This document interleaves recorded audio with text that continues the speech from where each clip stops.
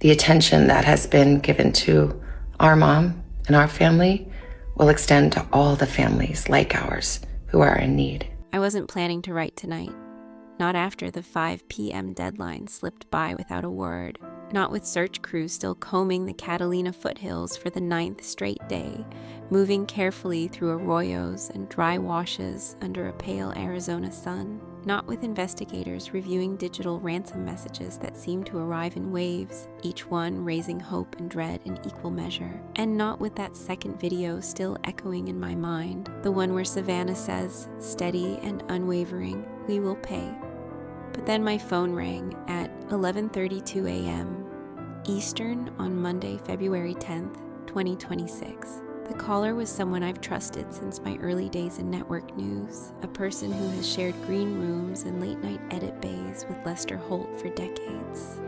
"He spoke this morning," the source said quietly, "about Savannah, about Nancy. You need to hear it. A private conversation at 30 Rock. What I'm about to recount isn't gossip or a dramatic leak dressed up as insight. It's a careful retelling of what was shared in a small private gathering inside 30 Rock. Lester Holt, 66 years old and still the steady presence behind NBC Nightly News, spoke candidly to 5 longtime colleagues and friends. No phones were out, no notes were taken, there were no publicists or attorneys shaping the message. Just a quiet conference room and a man who looked more tired than many had ever seen him. He began slowly, choosing each word with care. He has guided the nation through crises, pandemics, elections, tragedies, but this felt different. "Watching Savannah these last 9 days," he said, "it's personal." He wasn't talking as an anchor. He was speaking as someone who has watched her grow, struggle, and carry more than most people realize. The invisible blueprint Lester didn't begin with the headlines. He began with history. Savannah didn't just inherit drive from Nancy, he said. She inherited a blueprint. According to him, Nancy raised her children with a clear, unwavering message: strength is survival. After losing her husband young, she pressed forward without public collapse, raising 3 children with fierce discipline and focus. As the oldest, Savannah Guthrie absorbed that lesson most deeply. Emotion in that household was something you managed privately. Control wasn't about image, it was about safety. Lester leaned forward as he spoke, describing a pattern he had noticed years ago. The composure people see today didn't appear overnight.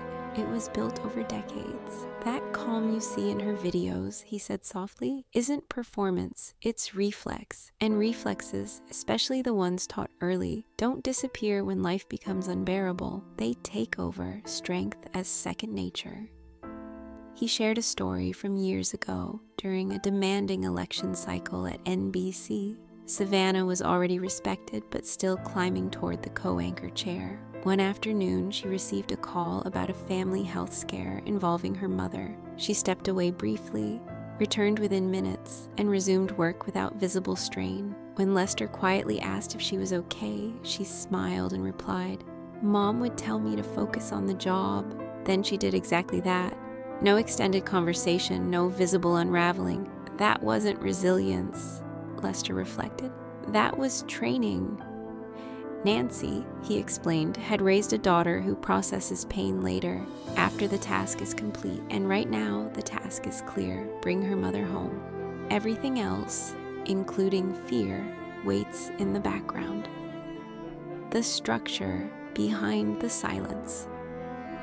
Lester walked through the timeline of the past 9 days. Day 1, shock and confusion, authorities taking the lead. Day 2, federal investigators joining the effort. Day 3, national headlines and ransom speculation. Yet Savannah remained publicly silent until Day 4. To some, that silence felt puzzling. To Lester, it was predictable. She doesn't react, he said. She responds. In that first video message, she thanked supporters before addressing the situation. She described her mother with warmth and dignity.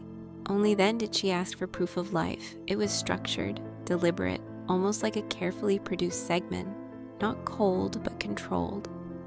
That's how she was raised, Lester explained. Speak when you're ready to be heard, not when you're ready to scream. It wasn't a lack of feeling. It was a lifetime habit of channeling feeling into form, the meaning of "we will pay." The second video carried a line that echoed across social media: "We will pay." It wasn't whispered through tears. It was delivered clearly, almost like a statement before Congress. Lester noted that he has covered enough crises to know what desperation usually sounds like. This was different. It sounded composed, intentional. In her mind, he said, "This is an argument she intends to win." The words were not just aimed at those responsible. They were a message to Nancy herself. "Look, I'm handling this. I'm steady. I'm strong." It reflected a belief deeply ingrained over decades. Strength earns approval. Vulnerability risks losing it.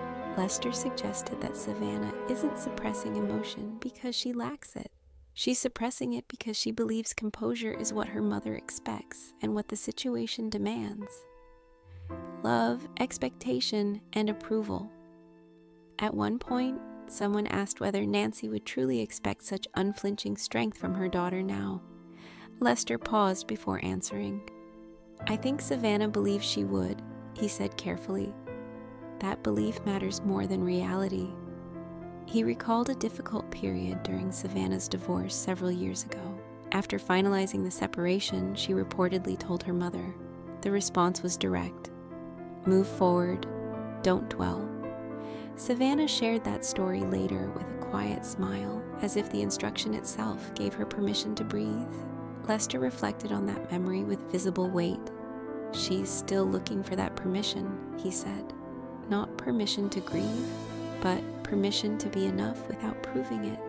In the current crisis, every calm word, every measured update feels like another attempt to meet a standard set long ago. A different kind of mother. Lester also described watching Savannah with her own children. "She's warmer," he said, "more openly affectionate. She lets them feel." Where Nancy emphasized endurance, Savannah appears to encourage emotional space. She allows small failures so they can learn safely. She offers comfort quickly.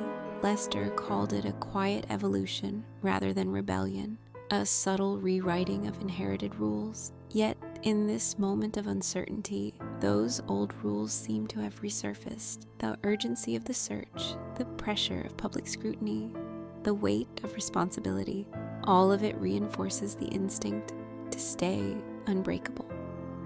She knows how to give her kids permission to be human, Lester reflected, but she hasn't fully given that permission to herself. The contrast is striking. A mother nurturing vulnerability while still denying it inwardly, holding hope in the silence.